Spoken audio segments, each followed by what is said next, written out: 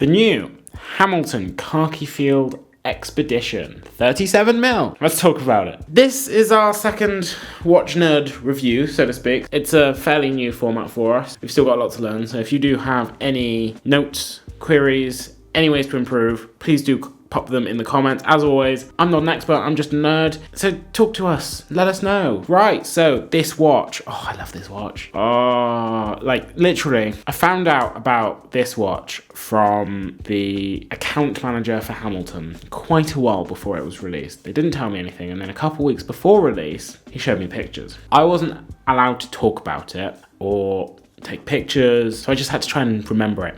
And I just remember thinking, that's beautiful. That's brilliant. They have completely elevated the entire Khaki Field line just with some very simple, very nice additions. Elevated price tag. Let's not beat around the bush. They've greatly elevated the price tag. Is it perfect watch? Is it the perfect field watch? So the Khaki Field Expedition. It's an automatic watch, which is awesome. I love that as a change over the normal Khaki Field mechanical. Well, it's one explanation for the increase in price. It's got the compass bezel, of course, we'll talk about that. All of these things, if you want a breakdown of everything that's included in the watch, go to our review. Or not our review, our news vid. I attacked the mop. The mop, no! If you want a full breakdown of all of the features and specs and everything included in this watch, go down to the description. You can find our reaction to the news and release of this watch. This one, and the 41, and all the different variations. Back to the watch. Let's talk about how well it wears. We've got the 37mm here. I've got a 6.5 inch wrist. Terry's got the same size wrist as me, and honestly, this watch just wears spectacularly. 37mm, so it wears very similarly to a Black Bay 54 in terms of actual sizing. Oh, it's just gorgeous. I love the way it wears. I absolutely love the look, particularly on this strap, and it's so solid. Some of the additions they've made as well just make it feel so trustworthy. I don't know if you get what I mean by that, Terry, but for example, the normal Khaki Field mechanical in 38mm, the one that everyone, especially in this country, loves, that's got a push-down crown. It's waterproof to what, 50 meters? This, they've added, can you hear that? Can you hear that wind on the ultimate? Yeah, sorry, I love that. This has a screw-down crown, 100 meters water resistance. For a field watch, just having that little bit more reassurance that you can trust it and you can splash around in it is just amazing. I don't know what you think about that, Terry, but I love it. Plus, the new Novachrom, I think, hairspring for its anti-magnetism resistance. It's essentially silicon. It's a silicon hairspring, pretty much. That's really cool. They've done so many little quality of life features to make this watch more resistant and more hardy. I love it.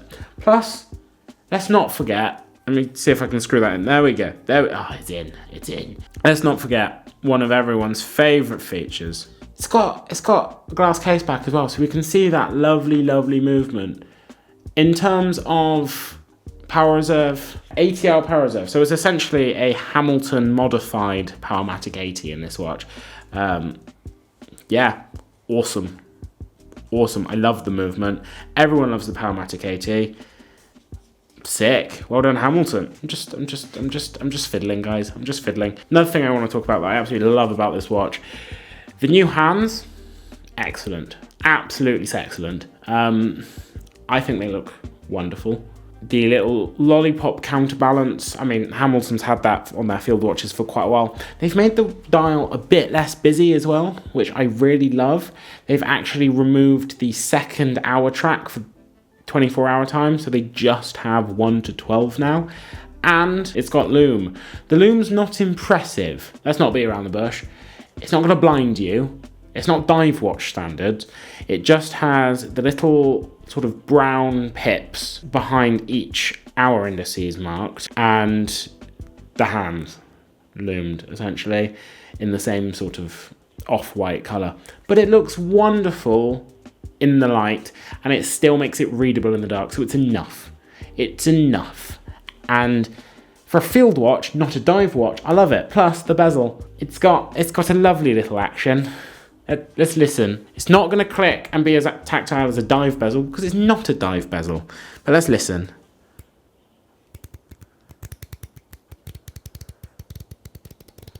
Yeah, a bit of ASMR today, guys. A bit of ASMR, yeah. Scrumdiddlyumptious. I love turning around a nice bezel, especially a compass bezel, because I can't remember how the compass works, but you can use this watch as a compass. So that's cool, and we like that. Let's talk about some not so good things. This watch came on a steel bracelet for £1,035. That's a lot of money, considering that the 38mm mechanical is about £540, I believe. Obviously, there's a lot more features. Bezel, automatic, steel bracelet, screw down crown, extra water resistance, and silicone hairspring. But is it worth double, almost double? Terry, do you think it's worth almost double? You're the one that paid. This is Terry's watch. It's hard to say, really. It's hard to say. I would say not worth almost double. I think they're pushing it at that price. I think £900 would have been a lot more palatable, but it's not out of the realms of unreasonability. It's a bit much, but it's not unreasonable. I'd still pay that for it because of the new features, but I think for the feature set and the brand and all of these things, I'd be a lot more happy for this watch in this configuration. 37mm came on a steel bracelet. Oh, and can we just mention the steel bracelet? It's one that you've come to expect from Hamilton. It's got 3 levels of micro adjust, but you do need a tool. And it's just really nice and solid, really nice milled clasp, none of that stamped garbage. Exactly like you've come to expect from a Hamilton bracelet. It came straight off the watch. I adjusted it for Terry, and then it came straight off the watch. And that's our next gripe. Other than the price, which we've established isn't unreasonable, but it's still outside of what I feel comfortable paying for this configuration. This configuration being the 37mm black dial on the steel bracelet. You'll notice it's not on a steel bracelet, nor is it on a leather bracelet or a leather strap. And let's deal with the elephant in the room. It's a bit confused in one crucial area as a release from Hamilton. Not a single image of anyone actually wearing and using this watch outside of the marketing have I seen someone wearing it on the leather. Steel, yeah. Leather, no. What I see people always wearing it on is a NATO strap. The Khaki Field line has some pretty excellent NATO straps, actually. And it boggles me why they did not release a variant of this on a NATO. This is the bog standard normal NATO strap that comes on a 38mm Khaki Field mechanical. The watch is the same lug width, 18mm. They sell these separately for like, what was it, 50 quid they sell them for? It's very expensive for a NATO strap, but you're paying for a little Hamilton laser etched thing, so you actually have brand with brand. But that's besides the point. How much effort would it have been to ship a variant of this watch on a NATO? It's a field watch. It's a military style field watch. Ship one on a NATO, Hamilton, okay? For like maybe 20 quid less than the leather. Surely this is less cost to produce than the leather strap. That's my biggest gripe with this watch. Remove the price. Brilliant product. It's just the straps. Confused. What do you think, Tez? I think you're bang on. That's why I bought a NATO strap. So that's my thoughts on this watch. A bit confused. Excellent case. Solid. Brilliant new features. Perfect aesthetics and looks. But for the love of God, Swatch Group, release a variant on a NATO strap. Unless you just want to keep charging everyone 50 quid so they buy one of yours. Or do what I did, get a buck and jack. Buy one for probably better quality for 26 quid. What do you think? I mean, great watch. Do you love it?